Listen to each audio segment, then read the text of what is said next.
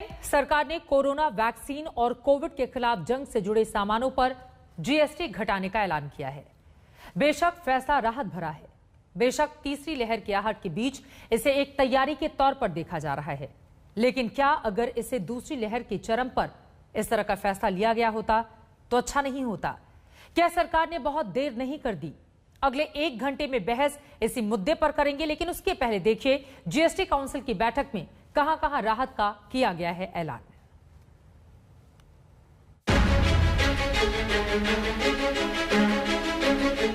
दिलों को झकझोर देने वाले इस मंजर को भला कौन भूल सकता है। महामारी की मार से तड़पते मरीज, ऑक्सीजन की कमी से दम तोड़ते बीमार।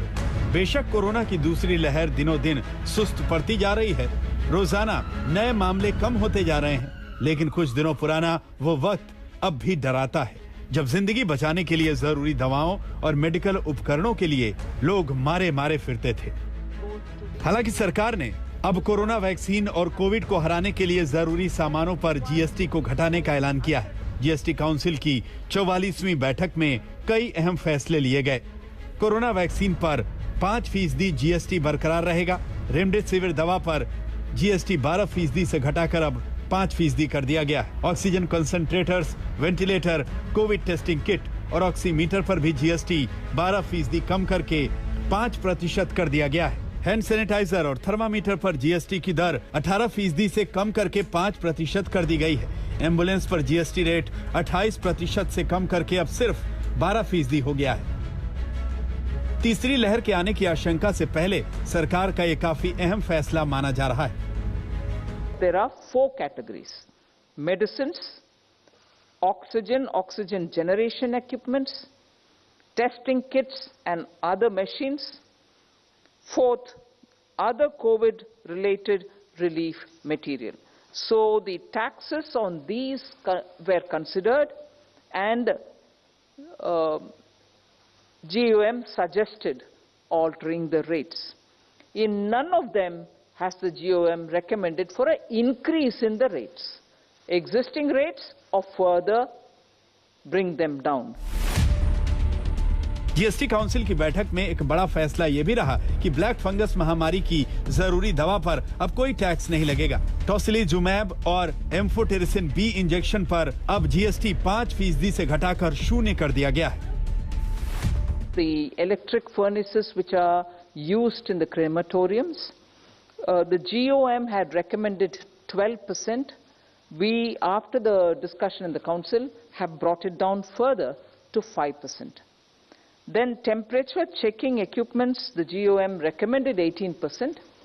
After discussion in the council today, we are bringing it down to 5%. And the third item, which is the ambulances, we thought even ambulances should be brought down. So the GOM's recommendation of 28 for the ambulance has been brought down to 12%. बेशक सरकार ने corona महामारी पर वार के लिए GST council की बैठक में राहत भरे फैसले लिए हैं, लेकिन इन फैसलों की टाइमिंग पर कई सवाल भी पैदा होते हैं। क्या सरकार ने जीएसटी टैक्स पर फैसला लेने में काफी देर नहीं कर दी? दूसरी लहर जब चरम पर थी तब सरकार ने जीएसटी घटाने का राहत भरा निर्णय क्यों नहीं लिया? जब रेमडेसिविर की कीमत और कालाबाजारी आसमान पर थी तब सरकार क्यों नहीं जागी? जब ऑक्सीजन सिलेंडर और एम्बुलेंस की मनमानी कीमत वसूली जा रही थी तब जीएसटी काउंसिल ने आपात बैठक बुलाकर फैसला क्यों नहीं लिया? हालांकि जीएसटी घटाने के फैसले को सरकार तीसरी लहर से पहले राहत भरी तैयारियों से जोड़कर पेश कर रही है। आगे के लिए ये अच्छा भी है, लेकिन दूसरी लहर में जिन्होंने परेशानियों को झेला उनके लिए सरकार की जवाबदेही भी कहीं न कहीं बनती है। आज तक ब्यूरो। और इसी मुद्दे पर चर्चा करने के लिए कई खास मेहमान इस वक्त हमारे साथ जुड़ चुके हैं। उनका तारुफ आपसे करवा देती हूं। हमारे साथ सैयद जफर इस्लाम, जो कि राज्यसभा सांसद हैं और साथ ही प्रवक्ता भारतीय जनता पार्टी की ओर से जुड़े हुए हैं। Gaurav Vallabh, national spokesperson Congress party की ओर से जुड़ चुके हैं। Atul Anjan ji, national secretary CPI senior leader, वो भी हमारे साथ मौजूद हैं। और जेडीयू की ओर से आपको टीवी स्क्रीन पर कुछ ही देर में सत्यप्रकाश मिश्रा जी भी दिखाई देंगे। लेकिन सबसे पहले गौरव वल्लभ, शुरुआत आपसे ही करते हुए, देर आई दुरुस्त आई सरकार इस मुद्दे पर।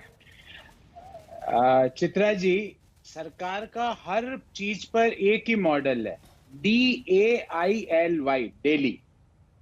डी का अर्थ है सबसे पहले डिनाइल करो। पहले जैसे जनवरी फरवरी में कहा हमने कोविड से जीत अर्जित कर ली, कोविड को हमने भगा दिया। जब हमने पूछा कि वैक्सीनेशन की रफ्तार स्लो क्यों है तो बोले हमने हरा दिया। जब हमने पूछा कि फॉरेन वैक्सीन मैन्युफैक्चरर्स को आपने अप्रूवल क्यों नहीं दिया, बोले हमने हरा दिया। तो सबसे पहले कोशिश करते हैं डिनायल, डी का मतलब डिनायल। फिर ए पे आते हैं, एक्यूज करते हैं, दूसरे आदमी को एक्यूज करते हैं। जब हमने कहा कि फॉरेन मैन्युफैक्चरर्स को अप्रूवल क्यों नहीं दी तो बोले आप लॉबिस्ट हो। इनके 5-6 ट्रोल मंत्री है, वो रोज आ जाते हैं कि आप लॉबिस्ट हो, उन ट्रोल मंत्रियों ने कहा। जब हमने कहा कि दूसरे लहर के बारे में चेताया तो बोले आप लोगों को डरा रहे हो, आप भ्रामक जानकारी दे रहे हो। तो पहले डिनाइल करते हैं, फिर एक्यूज करते हैं, फिर इलॉजिकल आर्ग्यूमेंट करते हैं। आई का मतलब इलॉजिकल आर्ग्यूमेंट। कहते हैं कि हमने एक साल में कोविड-19 रिलेटेड मेडिकल आइटम्स पर जीएसटी हटाओ, तो वित्त मंत्री जी ने कहा जीएसटी हटाएंगे तो इनके दाम बढ़ जाएंगे। अब चित्रा जी आप बताओ, ये वित्त मंत्री जी के बयान है। अभी 2-3 दिन पहले एक और मंत्री जी ने बताया कि सरसों के तेल के दाम इसलिए बढ़ रहे हैं क्योंकि मिलावट हमने कम कर दी। ये इनके आर्ग्यूमेंट है। तो पहले डिनायल, फिर एक्यूज, फिर इलॉजिकल आर्ग्यूमेंट, फिर लेट एक्सेप्टेंस। लेट एक्सेप्ट करते हैं। आज सबसे 15 महीने बाद आज जीएसटी कम करी है। मैं आपसे पूछता हूं चित्रा जी, इन 15 महीने में हमारा जो हमारे पास जो मोबाइल फोन आईफोन है, वो आईफोन पर हमारे ऊपर 18% जीएसटी लग रही थी और अब इसको एम्बुलेंसेस के ऊपर 28% लग रही थी। ये कौन सी बात हो गई? ये कौन से एक्सेप्टेंस है आपका? अब उसको घटाकर 12 कर दिया गया है। जी तो आप बहुत ज्यादा डिस्टरबेंस आ रहा है, थोड़ा इसको कम करिए। चित्रा जी बहुत ज्यादा डिस्टरबेंस आ रहा है। तो मैंने पहले बताया डिनायल, ठीक है, फिर बताया एक्यूज, फिर बताया इलॉजिकल आर्ग्यूमेंट, फिर बताया लेट एक्सेप्टेंस। एक और लेट एक्सेप्टेंस बताता हूं। अब मानी ना हमारी बात कि सेंट्रलाइज्ड परचेस करनी है, सेंट्रलाइज्ड वैक्सीनेशन करनी है, फॉरेन मैन्युफैक्चरर्स को अप्रूव करने की बात भी मानी ना। ठीक है सर, कहां गए ट्रोल मंत्री जो कहते हैं? मैं इस पर जवाब ले लेती हूँ। लास्ट आप अपना जल्दी से कंप्लीट कर लीजिए। जी, वाई का अर्थ है यू सफर। वाई का अर्थ है यू सफर। इस कारण से क्या हुआ कि देश में मार्च 1 के बाद 2,05,692 लोगों ने अपनी जान कोविड से गंवा दी। तो ये डेली मॉडल से नुकसान हमको होता है। बिहार में एक एग्जांपल देता हूं, जून 7 तक कोरोना की टोटल डेथ थी 5,424 और जून 9 को हो जाती 9,429। सर फिर तो महाराष्ट्र ने भी अपने आंकड़े ठीक किए हैं। फिर से बहुत सारे दूसरे राज्यों का भी एग्जाम्पल है ना सर। मैं लौटूंगी उस पर बिहार सरकार का तर्क यह है कि ऑडिट तो हमने खुद ही किया ना, लेकिन आपने जो डेली मॉडल को लेकर सवाल पूछे हैं वो महत्वपूर्ण है। जफर इस्लाम साहब इस पर जवाब दीजिए। और कोरोना की दूसरी लहर जब पीक पर थी तो सरकार उस समय कहां पर थी? बहुत देर कर दी हुजूर आते आते, इस बात को क्यों नहीं माना जाए? चित्रा जी, मैं देना चाहता हूं। आप देखिए ग्रुप ऑफ मिनिस्टर्स के सारे लोगों ने, जितने भी मिनिस्टर्स सब ने एक ही फैसला किया। किसी ने कोई शिकायत नहीं, फैसला किया। इससे फैसला इसलिए था देश के लोगों के लिए, और ये भी मांग कर रहे थे। अब जब फैसला हो गया तो इनके पास कुछ कहने को नहीं है। तो मैंने सुना था अभी बहुत IDPP ऐसे बोल रहे थे। तो जब आदमी जब फैसला कोई अच्छी बात होती है तो ड्रिंक कर। जफर इस्लाम साहब माफी के साथ आपका चूंकि वीडियो भी फ्रीज हो रहा है और साथ ही आपका ऑडियो भी ठीक नहीं आ रहा है, तुरंत उसको दुरुस्त किया जाए, उसके बाद आप जवाब आगे दीजिएगा। लेकिन अतुल अंजान जी, कम से कम तीसरी लहर के मद्देनजर तो ये एक महत्वपूर्ण फैसला है ना, कैसे देख रहे हैं आप इसको? देखिए चित्रा जी, तीसरी लहर है कि चौथी लहर है, हम लहरें ही गिनते रहेंगे समंदर के किनारे, या लहरों के साथ ये गंगा मैया में जो लाशें उभरी हैं, जो तैरती हुई चली गई, जिनके ऊपर कौवे बैठे और गिद्ध बैठ करके उनका मांस नोच रहे थे, उसको भी समझते? ये कोई तर्क है? इतने दिनों बाद आप जागे हैं, रोज मीटिंग करते हैं, रोज संघ की मीटिंग करते हैं, रोज मंत्रियों की मीटिंग होती है, जीएसटी की मीटिंग नहीं कर सकते थे? आपने गौर कीजिए, एक आदमी मर गया, उसकी बॉडी को लेकर, उसके पार्थिव शरीर को लेकर उसके परिवार के लोग अस्पताल से गांव जा रहे हैं, या गांव से शमशान घाट जा रहे हैं, या कब्रिस्तान जा रहे हैं। उस एम्बुलेंस पर आप 28% लूट रहे हैं। ये आपको समझ में? आप कफन पर भी टैक्स लेंगे, आप जीएसटी ले रहे थे, और आप कह रहे हैं घटा दिया मैंने। ये कैसा लंगड़ा तर्क आप लेकर टहल रहे हैं?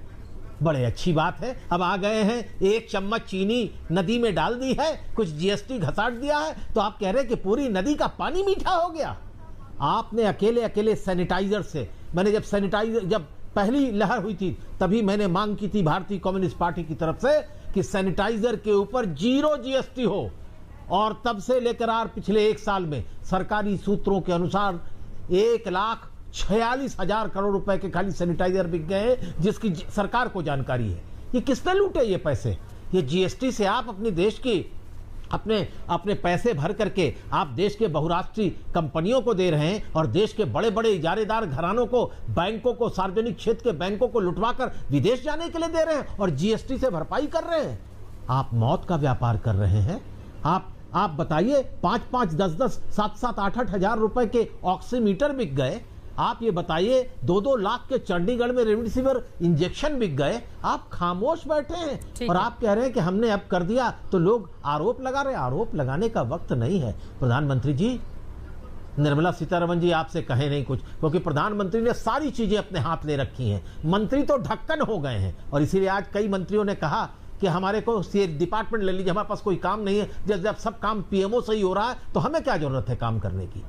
ऐसी स्थिति में किस मंत्री ने कहा जीएसटी कुछ घटाया गया है, लेकिन मैं फिर आपसे कह रहा, हाँ, किस मंत्री ने कहा है कि हमसे हमारा मंत्रालय ले लीजिए? बयान सुनिए, चित्र। मैं अब नाम लेकर के किसी को संकट में नहीं डालना चाहता। मैं बहुत दिनों से राजनीति कर रहा हूं, बड़ी जिम्मेदारी से कह रहा हूं, और इसीलिए आप देखिएगा कि मंत्रिमंडल में फेरबदल किया जा रहा है। ये फेरबदल आज क्यों हो रहा है? ये पहले होना चाहिए था, काम नहीं था। आप ये बताइए ना, एक डिपार्टमेंट है ये वैक्सीन के बारे में, एक डिपार्टमेंट है। अगर देश के स्वास्थ्य मंत्री टेलीविजन पर आए, समझ में आता है। देश के एम्स के डायरेक्टर आए, समझ में आता है कि वो कुछ कहें। ये जो आ रहा है, कौन नीति आयोग का चला रहा, कंफ्यूजन क्रिएट कर रहे हैं। चारों तरफ वैक्सीन और वैक्सीन से के नाम पर जो कोरोना प्रभावित पीड़ित लोग हैं, अब किसके टीवी पर आने से आपको दिक्कत है, आप ये भी बता दीजिएगा। अरे सुन लीजिए, एक मिनट अतुल अंजान जी, ये जो है कोई भी डिसीजन जो है वो जिस वक्त लिया जाता है और उसके एतबार से ही जो सरकारी निजाम चलता है। आज अगर जीएसटी में कमी की गई है तो आगे आने वाले दिनों में उसका इंपैक्ट पड़ेगा। आप अगर रेट्रोस्पेक्टिव डेट से, तो पूरे दुनिया, हिंदुस्तान का हर डिसीजन रेट्रोस्पेक्टिव डेट से होना चाहिए। तो उसी हिसाब से मैं पूछता हूं कि जो आपके बड़े बड़े जो लीडर जो हैं, जिनका जाके पार्लियामेंट में देखिए जो क्लेम है, आपको हैरान हो जाएगा। आप जो है, आपका जो है नजर आके आपकी झुक जाएंगी जिस तरह से वो क्लेम करते हैं, और जो सब फर्जी क्लेम करते हैं, मैं आपको बता रहा हूं, और वो सब लेफ्ट के लोग होते हैं जो कि फर्जी क्लेम करते हैं पार्लियामेंट में। अगर उसकी जानकारी आपको है और नहीं है तो अपने लोगों से जानकारी कीजिए कितना फर्जी क्लेम कर रहे हैं, जाते बातें कहीं ने फ्रॉड क्लेम किया था। अटल बिहारी वाजपेयी के आपके जैसे लोगों को सिर्फ राजनीति आती है। राजनीति, अरे छोड़िए, मैं आपको सच्चाई बता रहा हूं। आईना दिखाओ तो आपको परेशानी हो जाती है, जल जाते हैं आप। नहीं, आईना दिखाया देखिए, सरकारी निजाम के बारे में कह रहे, आपको आईना दिखाया तो बहुत चिल्लाए। दुनिया में राजनीति मत कीजिए, हर समय राजनीति बात कर रहे हैं, एक फ्रॉड की बात कर रहे हैं। राजनीति करने का समय समझ में आ रहा है। ये तो बात जीएसटी को लेकर हो रही है ना। प्लीज सर, मेन मुद्दे पर आइए। ये व्यक्तिगत टिप्पणी छोड़ देते हैं, बात जीएसटी को लेकर करते हैं। प्लीज जफर इस्लाम साहब आपसे भी, अतुल जी आपसे भी। ठीक है। गौरव वल्लभ जी कुछ कहना चाह रहे हैं, लेकिन उसके पहले सत्यप्रकाश मिश्रा जी। ठीक है सर, ये व्यक्तिगत टिप्पणी नहीं करते हैं, जीएसटी पर ही रहते हैं सर। आम लोगों से जुड़ा हुआ मुद्दा है, और मैं चाहूंगी कि इधर उधर की बात नहीं कीजिए, जो मेन मुद्दा है उसी पर दूंगी। सत्यप्रकाश मिश्रा जी, ये फैसला कैसा है? ग्रुप ऑफ मिनिस्टर का जो फैसला है उसमें सभी राज्यों का योगदान होता है। लोगों की मांग थी कि जीएसटी की दरें जो है बहुत चीजों पे कम हो, और हमेशा आम लोगों की ये मांग होती है कि टैक्स की जो दरें हैं वो थोड़ी कम हो। किसी भी राष्ट्र की अर्थव्यवस्था उसकी टैक्स स्ट्रक्चर पर भी निर्भर करती है। थोड़ा एम्बुलेंस को लेकर जो सामने आई है बात, उसको फ्री भी किया जा सकता है, लेकिन राज्य सरकारें फ्री एम्बुलेंस देती भी हैं। एक बहुत पहले योजना थी दिल्ली सरकार की कि जिसका सरकारी अस्पताल में इलाज नहीं हो पाएगा उसको दिल्ली सरकार फ्री में प्राइवेट अस्पतालों में इलाज देगी। आखिर केजरीवाल सरकार की उस योजना का क्या हुआ, इस पर अतुल अंजान जी कभी कोई सवाल नहीं पूछेंगे। यूपीए 1 में अतुल अंजान जी की पार्टी समर्थन दे रही थी मनमोहन सिंह जी की पार्टी को। जेनेरिक ड्रग्स का दाम क्यों बढ़ा, ये अतुल अंजान जी कभी नहीं बताएंगे। तो राष्ट्र की जो अर्थव्यवस्था है और उसकी जो मौजूदा परिस्थिति है, उसमें कोई फैसला यदि सकारात्मक आया है कि टोसिजुमैब दवाई पर से डील कर दिया गया, रेमडेसिविर का 12% से घटाकर 5% कर दिया गया। 8,000 कैसे मर गए कोविड में एक दिन में? आप रुकिए, उसका जवाब देंगे। महामारी के वक्त 8,000 लोग कैसे मर गए? महामारी के वक्त आप राजनीति करेंगे अतुल अंजान जी, ये मुझे पता है। आपका इतिहास है कि आप उस विपरीत परिस्थिति में राजनीतिक ओछी राजनीति करते आए हैं। सोते रहेंगे महामारी के वक्त? रुक जाइए अतुल अंजान जी, ये बीच में कूदने की आदत के कारण आप लोकतंत्र में कहीं आप है नहीं, हाशिए पे पहुंच गए हैं। अतुल अंजान जी, आप दूसरों को बोलने नहीं देंगे, अपनी ही बात रखेंगे। आप तो हिंदी के बड़े विद्वान माने जाते हैं, आप कम से कम संवाद की स्थिति को तो समझिए। कोई पूछता नहीं, विपक्ष का वो व्यक्ति घूम रहे रोड में घूम रहे हैं, आपको कोई पूछने में बहुत बात कर रहे हैं। सबसे ज्यादा हमने हर वक्त किया। अरे आप ये भूल जाते हैं, यूपीए फर्स्ट में मनरेगा हमारी देन है, राइट टू इंफॉर्मेशन हमारी देन है, राइट टू एजुकेशन हमने कर लिया, हमारा काम खत्म हो गया। ओछी राजनीति पर उतरे हैं, उससे जनता का कोई भला नहीं होना है।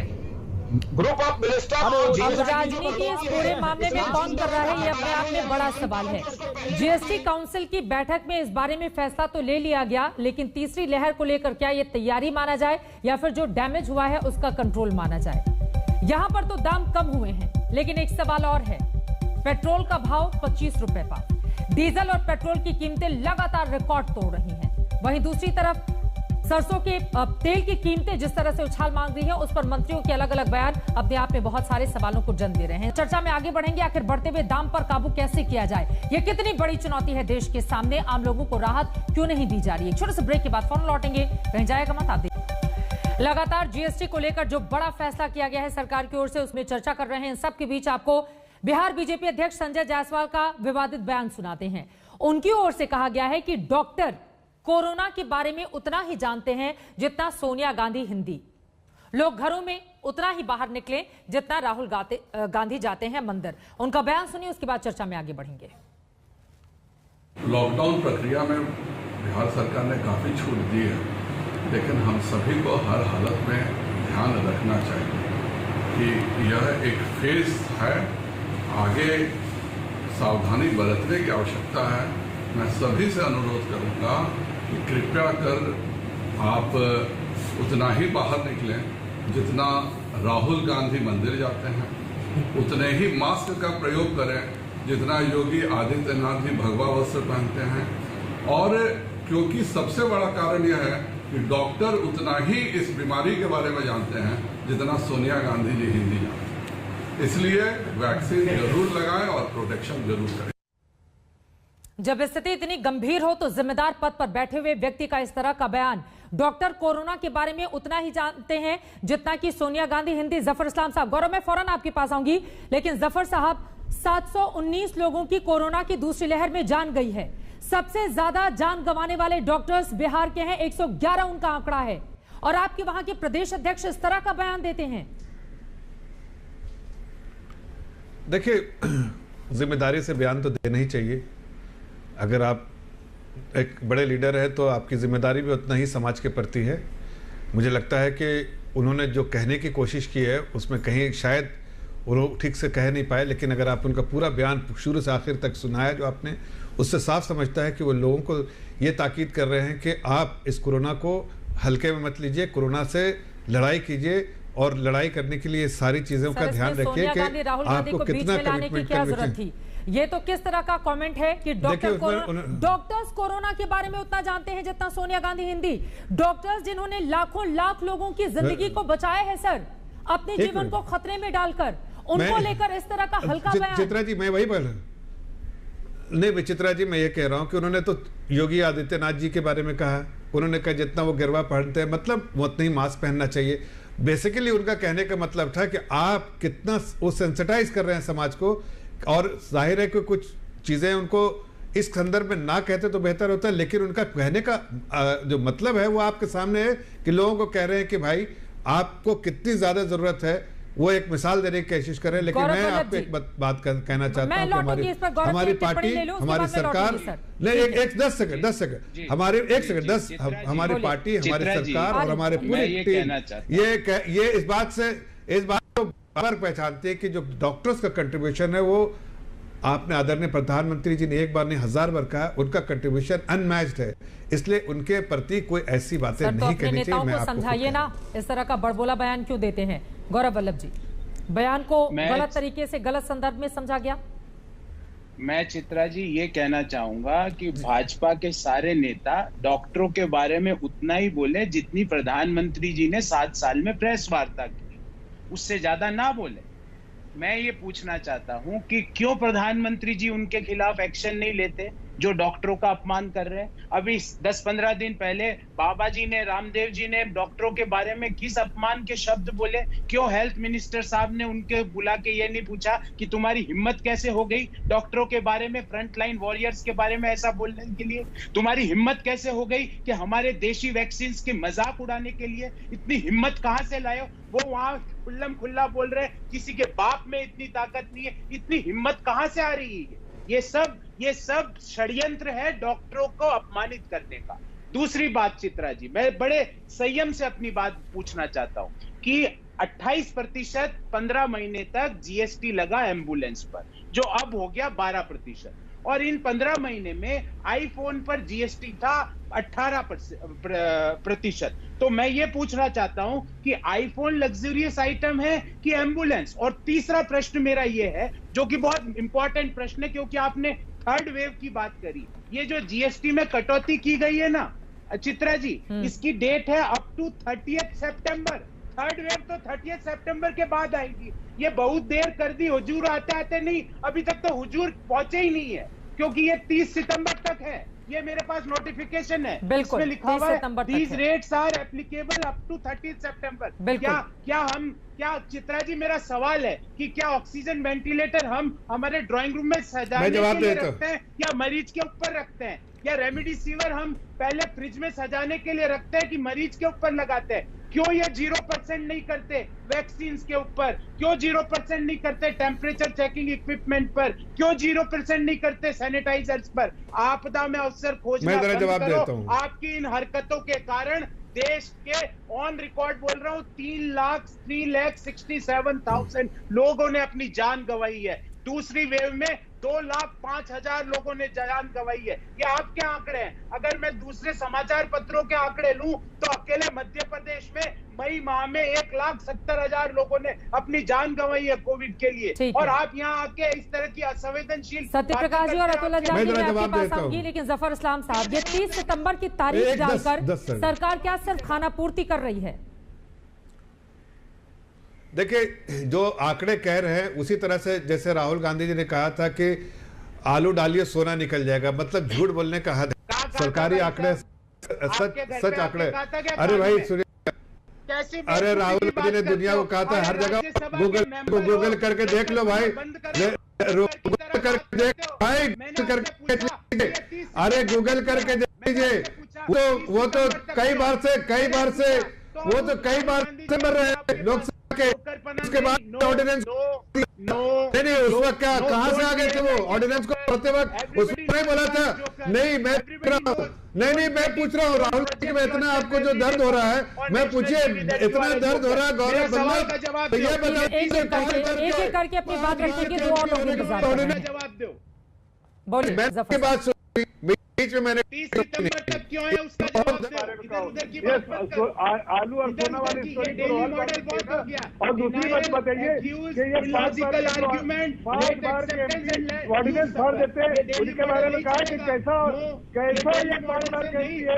जफर साहब, अभी आलू और सोना या फिर ऑर्डिनेंस पर बहस तो हो नहीं रही है, आपसे पूछा जा रहा है कि जीएसटी को लेकर तारीख 30 सितंबर क्यों निर्धारित की गई है? 30 सितंबर, ये आंकड़े गलत बोल रहे हैं ना, मौत के आंकड़े अपने घर से मैन्युफैक्चर कर रहे हैं, इसलिए मैं कह रहा था। अब जहाँ 30 सितंबर की बात है तो देखिए क्या 30 सितंबर के लिए जो लॉजिकल आर्ग्यूमेंट देते हो, फिर लेट एक्सेप्टेंस करते हो। सुन लीजिए गौरव जी, एक बार उनका जवाब सुन लीजिए, ठीक है? क्योंकि वो जहां पर है वहां पर बारिश आ रही है, उनका बार बार फ्रेम खराब हो जा रहा है। जल्दी से एक बार उनकी बात सुन लेते हैं। जवाब दीजिए ना कि 30 सितंबर की तारीख क्यों डाली गई है? देखिए, देखिए चित्रा जी, 30 सितंबर कोई कास्ट इन स्टोन नहीं है। ये डायनेमिक प्रोसेस है, डायनेमिक तरीके से फैसला लिया जा रहा है। ग्रुप ऑफ मिनिस्टर जो रिकमेंड कर रहे हैं उसको इम्प्लीमेंट किया जा रहा है। आदरणीय फाइनेंस मिनिस्टर ने बहुत साफ लफ्जों में कहा, कमाल की बात है, ये 30 सितंबर तक ही क्यों मिलेगा? Recommendation of the group of minister. तो ग्रुप ऑफ मिनिस्टर से फिर से जब अगर और रिकमेंडेशन आगे अरे गौरव बल्लभ चुप रहो, बोलो 30 सितंबर का कोई काफी स्टोर है क्या? उसके बाद क्या 30 सितंबर के बाद क्या आगे ये ग्रुप ऑफ मिनिस्टर नहीं मिलने वाले? अरे मैं पढ़ चुका हूँ, तुम हमको क्या दिखा रहे प्रोफेसर? तुम पढ़ के आते हो कि नहीं? मैं तो पढ़ के आता हूँ। मैं ये कह रहा हूँ कि जब ग्रुप ऑफ मिनिस्टर दोबारा मिलेंगे तो बताएंगे ग्रुप ऑफ मिनिस्टर। आर्ग्यूमेंट करते हैं, फिर आप लेट एक्सेप्टेंस करते हो और इस पूरे प्रोसेस में देश सफर करता है। 3,67,000 जो 2004 से 14 तक, इसके लिए तो आप ठीक है। गौरव जी हो गए आपके बाद। जफर साहब जल्दी से अपनी बात पूरी कीजिए, बाकी दो मेहमान भी इंतजार कर रहे हैं। जफर साहब जल्दी से प्लीज अपनी बात पूरी कीजिए। कोरोना की जो तीसरी लहर है उसके लिए तो कहा गया था अक्टूबर के आसपास कोरोना की तीसरी लहर आएगी। देखिए मैं यही कह रहा हूँ ना कि अभी जो ग्रुप ऑफ मिनिस्टर्स ने क्या कहा, वित्त मंत्री ने, कि ग्रुप ऑफ मिनिस्टर्स के रिकमेंडेशन को इम्प्लीमेंट किया गया। ये डायनामिक प्रोसेस है चित्रा जी। ये ग्रुप ऑफ मिनिस्टर्स फिर मिलेंगे, और कोई अगर रिकमेंडेशन है तो उसको भी इम्प्लीमेंट किया जाएगा। इम्प्लीमेंट किया जाएगा। ये क्यों सारे पार्टी के रिप्रेजेंटेटिव लिए गए हैं? इसलिए कि सबका जो सुझाव है उसको एक साथ लेके जो है वो माना जाए जीएसटी काउंसिल में उसको रखा जाए और माना जाए उसको। ही अतुल जी काम कर रही है ना सरकार। आज लिया और जीएसटी कभी नहीं होगा। ये गौरव बल्लभ जैसे प्रोफेसर बोलते हैं कि every decision taken has been frozen in time. ये गौरव बल्लभ जैसे प्रोफेसर बोल सकते हैं जिनको अकल से पैदल है, थोड़ा 30 सितंबर अकल से पैदल। इसका जवाब देना पड़ेगा। अरे भाई आप प्रोफेसर साहब थोड़ा अकल लगाइए ना। वो कह रहे हैं कि जो है अगर आगे भी रिकमेंड करेगा तो उसको बढ़ा दिया जाएगा। अतुल अंजान जी ठीक है गौरव। अतुल अंजान जी उसके बाद सत्यप्रकाश जी मोटी बुद्धि मत लगाओ। अतुल अंजान जी, गौरव बल्लभ जी थोड़ा ग्रुप ऑफ मिनिस्टर्स ने जो रिकमेंडेशन दी थी उसी के आधार पर तो सरकार आगे बढ़ रही है ना। तो जो सलाह दिए गए थे उसको वो फॉलो कर रही है। आगे भी जो सलाह देगी वो भी फॉलो करेगी। देखिए चित्रा जी हमारे सामने और देश के सामने एक बड़ा संकट है। इस संकट को हम सबके सहयोग से निपटाना चाहिए, लेकिन एक लहर आ चुकी है, दूसरी लहर चली जाने की स्थिति में है। हमारा सारी अर्थव्यवस्था 2016-17 से ही तबाह है, अभी और तबाही के रास्ते पर है। और आप अभी पेट्रोल डीजल के दाम बता रही थी, पिछले 5 महीने में पेट्रोल के दाम जनवरी से लेकर आज तक मई के अंत तक 12 रुपये 15 पैसे बढ़ गए और डीजल के दाम 12 रुपये 68 पैसे बढ़ गए।